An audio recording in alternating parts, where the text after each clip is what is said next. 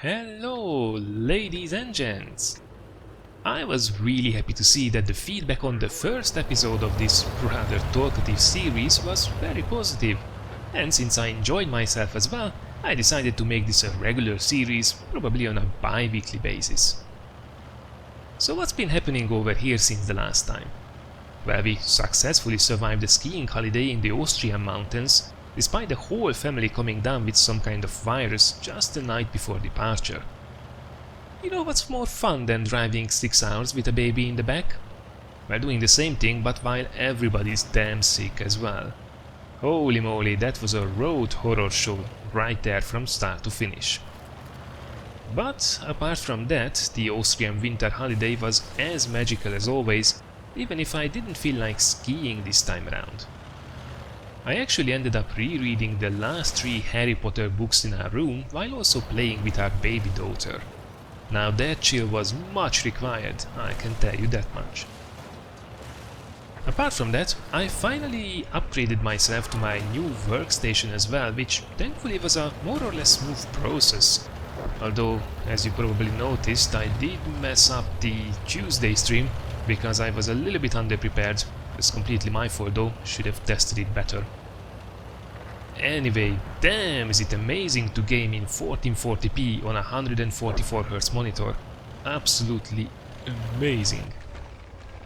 I also invested in a basic 2.1 sound system. Holy hell, is this a big step up as well from the decade-old half-broken trashed speakers that I had before. Tanks never roared this amazingly on my screen. Certainly got me killed a couple of times because I was too busy listening to the actual sounds, and very soon I could listen to my very own exploding tank. Oh well, I'm very happy to pay that price. Oh, and there was one more thing that's probably worth mentioning. We actually finalized the kitchen furniture as well for our new flat, and it's going to be amazing. Well, it better be, because they certainly had the price tag for it as well. But anyway, it's great to see all the elements finally falling in their place. Oh man, I can't wait. It will be absolutely fantastic being home with capital letters after being quasi a guest for 2 bloody years. Anywho, today I wanted to talk a bit more in detail about what it actually involves making all of these videos, how the process is, and answer some returning questions I received about this topic in general. So the work actually starts with a lot of preparation. It mostly means saving all those awesome replays that you lovely ladies and gents are sending in via one of the many channels available. During a typical week I receive upwards of 100 emails, often with several replays in them, and about 150 to 160 unique uploads on my replay site. Add to this the dozens of additional replays received via my Facebook page, Discord server, YouTube messaging, YouTube video comments and Twitter, and we are talking about 300 plus replays every single week. Now typically I try to save these about once a week, but I have to admit lately it was more like once every 2 weeks if I'm honest. And this, by the way, is exactly the reason why I usually just can't reply on all these emails. There's just way too many of them for that, and even so it takes hours every single week. Let me just say though that this is not a trouble at all, and that I'm always hugely appreciative of all of these replays that you guys just take the time to send in. I mean, you really are here the real MVPs, and it's you who keeps the channel running and well fed with all these crazy moments. So, hats off to you. Couldn't do it without you. Now getting back to the process though, I save all these replays in their respective folders. I have a generic funny moments one, separate ones for artillery replays, blind shots, monster shots and dirt moments. Typically I have a couple hundred replays waiting in each folder, often reaching back a few patches, which is the reason why there is usually a huge waiting time to get featured, and why I can't notify anyone when they finally make the cut. The only thing I do at this stage is to add the expected client version to the file name, so it will be easier to find the corresponding client when I finally get to do the recording. You might have noticed that I didn't mention a folder for epic games, and that's because I keep these online, uploaded on my replay website. It's just way easier for me to select some promising games by using the filters on the site, so if I get some epic games via email, I typically upload them to this website myself for later use. Now, a question that keeps coming back is if I actually watch all the replays I get. Well, the answer is yes and no, though mostly yes. I don't watch all of the epic games I get, there is just not enough time for that, to be honest. As mentioned, I use the filters on my replay site to select a handful of promising ones, and then these are the ones that I actually get to watch to select the final winner who will be featured. These type of replays are, by the way, the most difficult ones to get featured with. I receive quite a fair amount of them, but even at most I'll be able to feature only about 5 or 6 tops within a single month, which is only a super small fraction of the total number. It's also important to mention that not getting featured doesn't mean that it was not an amazing game that you played. Quite simply, it's just that I judged that another replay would probably resonate with the viewers better for one reason or another, often because it's with a tank that's more popular generally. Getting people satisfied with epic replays is a relatively tricky thing to do. The market is super saturated as it's very easy content to produce, and people are naturally picky. Nothing wrong with that either, they should be. By the way, there are actually a couple of red flags that could get your replay disqualified even if the game itself was amazing. It's very rare to find some of these things, but general douchebaggery in the chat or in the game will get you disqualified, as will a full-on gold spam from start to finish. I mean, look, I'm not here to judge, but I know that most of the people would prefer to skip these kinds of replays, so I just follow the lead.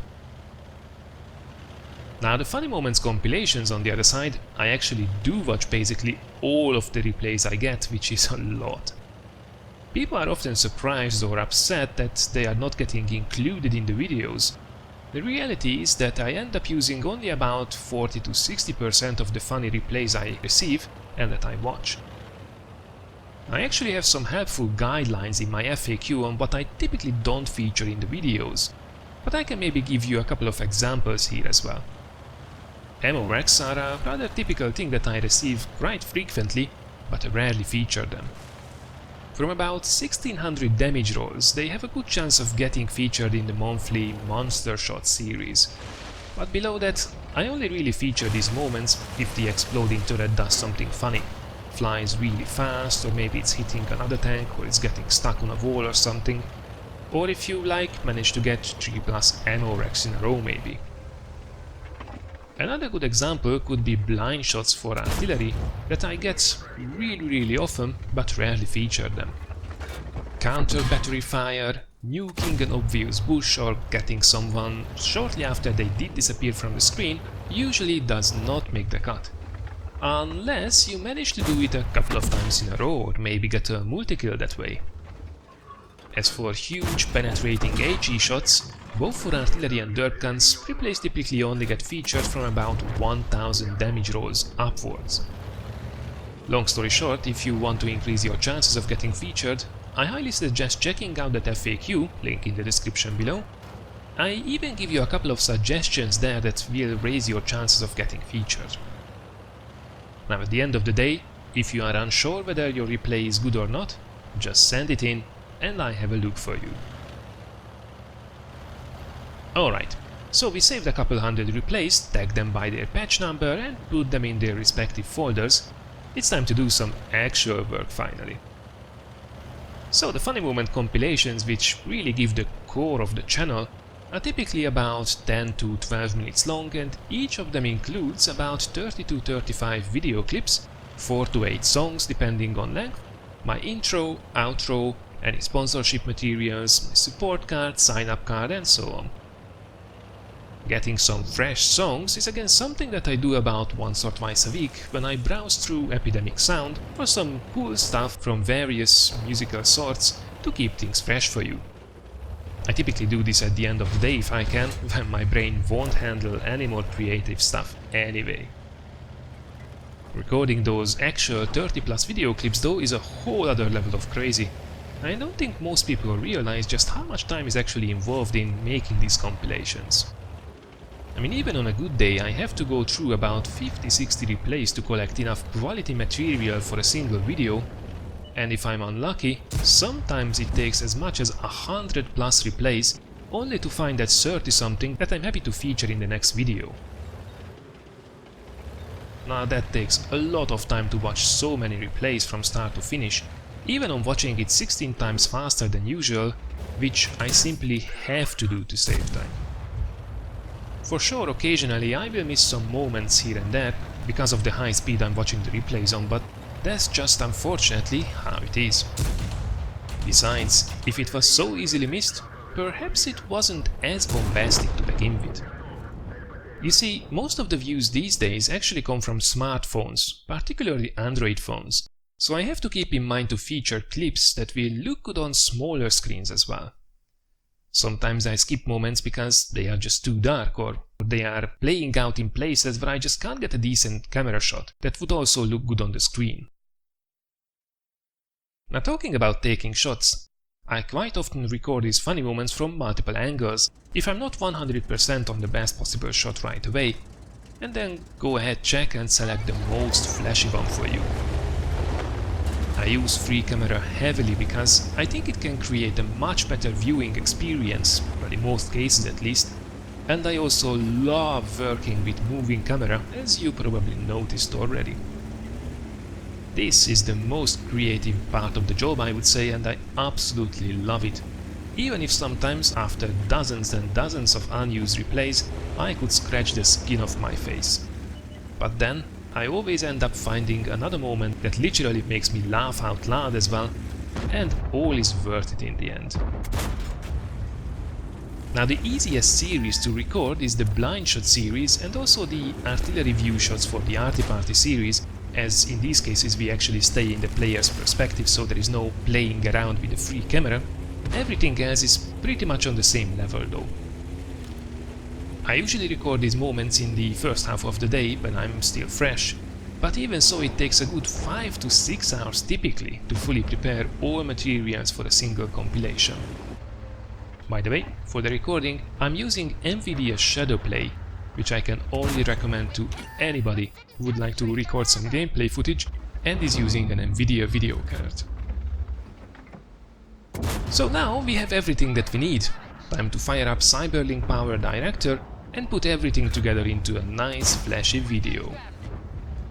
Here I typically start with deciding the song order and then lining up the video clips next to them with transitions where necessary, making sure that they offer a fluid experience, and also try to line up the main moments within the clips with the main moments within the music so they come together in one single experience. I hope I could explain it, but usually when there is something exciting happening in the clip, should be also lined up with the highlights in the song that's going with it. Now I did this a couple hundred times by now, so all of this comes rather naturally at this stage. It's definitely something that you just need to learn over time though. When I'm finally happy with everything, it's time for polishing.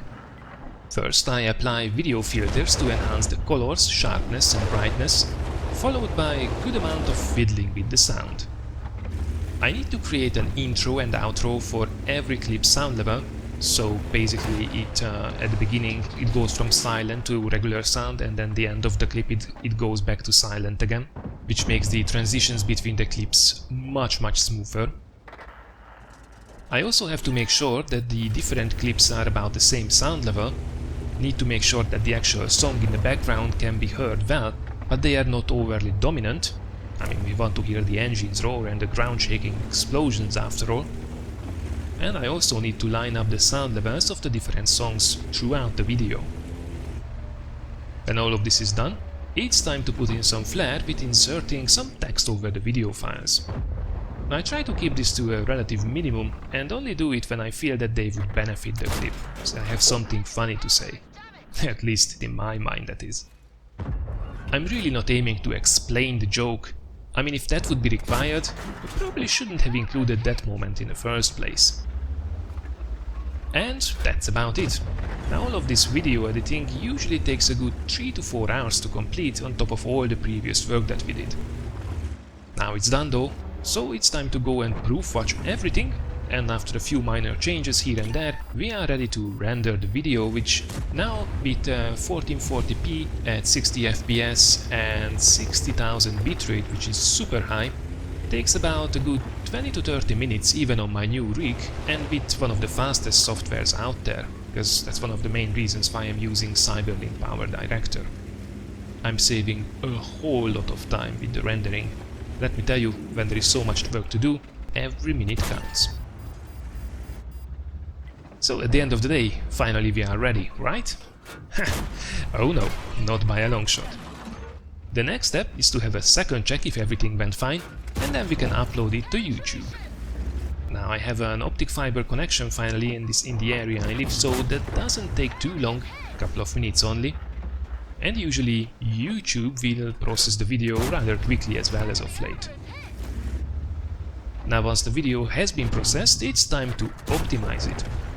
I will add it to a playlist, give it its custom thumbnail, schedule it for automatic release if necessary, edit the title and the description, include any sponsorship related materials, links and text if I'm featuring any, add the text for the video, add the video and subscription suggestions to the end card and the pop-up cards for the suggested playlist, and do the title and description translation for the top 5 non-English languages by viewership, which by the way are German, French, Polish, Czech and Russian. Now I naturally did receive a lot of questions about these translations when I started doing them, mostly asking about the reason for it. As I always mentioned in the replies, I had basically two good reasons for this.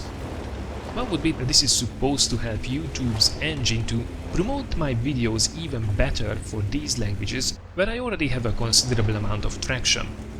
And at the same time I also felt that it would be perhaps a nice gesture as well for the existing viewers in these languages.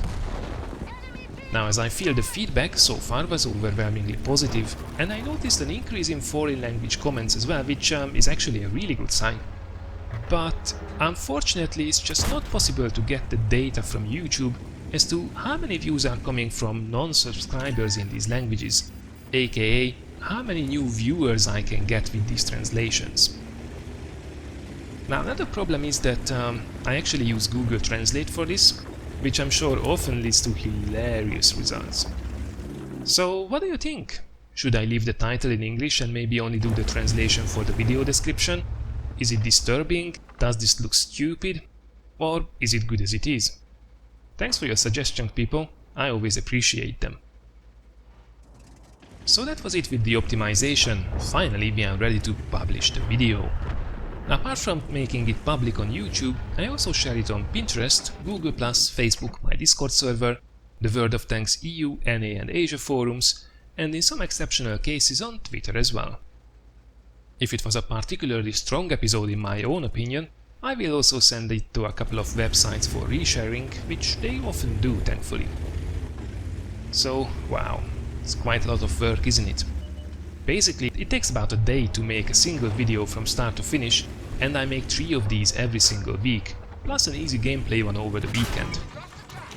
Now this talk show kind of a series has an added layer of difficulty to it, as I need to spend a lot of time editing my recorded voice, partially because I don't have a good enough sound equipment or recording environment, and I need to edit out all the background noise, and partially because, well, I'm not a native English speaker, I make mistakes that I don't even realize while I'm doing the recording, and I'm also having a pretty damn strong accent, so I need to make sure that it's all audible and clear for you guys, so you can actually understand it. There's actually something that might be interesting, talking about commentated stuff. If you are trained in live voice recording, commentated gameplay videos are actually one of the easiest type of contents out there. Now, not to say that it would be easy to make a living out of it though, you need to actually have a good voice and a great personality, apart from the obviously required gaming knowledge as well. I myself spend way too much time with the post-editing of my voice recording for that to be a reasonable way for me. Plus honestly I enjoy a lot more being creative with the camera shots and the video editing bits. Everybody to their own, I guess. Alright, this was a pretty long one I guess, so I will only squeeze in one more question to the end.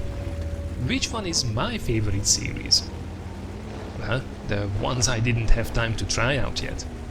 I really want to continue and expand the Armored Fails mixed series, where I absolutely love the variety between World of Tanks, World of Warships and War Thunder. Failing on land, sea and air? Got to get me some of that. I also really want to create some 60-person epic nonsense in the training room, which is always super popular. It's a bit difficult to get so many people together and actually work together. But damn, did you guys see some of the material that's already out there on YouTube? I mean, I think Dez has had a pretty good run with that kind of series. And basically whenever somebody gets to manage so many people together and do something epic, man, already recording it would be hella fun. Not to mention all the views that these videos would probably get, so definitely we'll do something in that direction in the future. Definitely this year as well. And I also have one more pretty damn fantastic idea that I got during one of my streams back in end of last year from Ninja Kick, I think it was, who suggested to do basically like a test-free showcase, but with tanking fails. Using funny moments, basically failing from tier 1 to tier 10, it sounds absolutely awesome, but it would without doubt require a metric ton of work to dig up all the necessary materials for those specific tanks on the line. I really want to give it a go, but probably it will be worth to wait for the new graphical engine to be rolled out and then wait a couple more months after that, so there is enough material I can choose from. I don't really want to do like mixed funny moments with the old graphics and the new graphics, it would look a little bit weird. As for the existing series, it's not so much a particular series that I like more than the others. What I really like is that feeling when I bump into a truly epic moment, one that makes me laugh out loud even after going through so many thousands of replays. I instantly know that we have another contestant for the Best of 2018 selection, and I always gonna love that feeling. Alright people, this was it for me this time around. Thanks for sticking around for so long. I think in the next episode we might discuss some sponsorship deals and how much a YouTuber of my size actually earns, which I know is interesting for a lot of you out there. But if you would have some other questions of your own, don't hold back and leave them in the comment section below. I'm always looking to add some additional cool questions for my Q&A list. Take care everyone, and see you soon.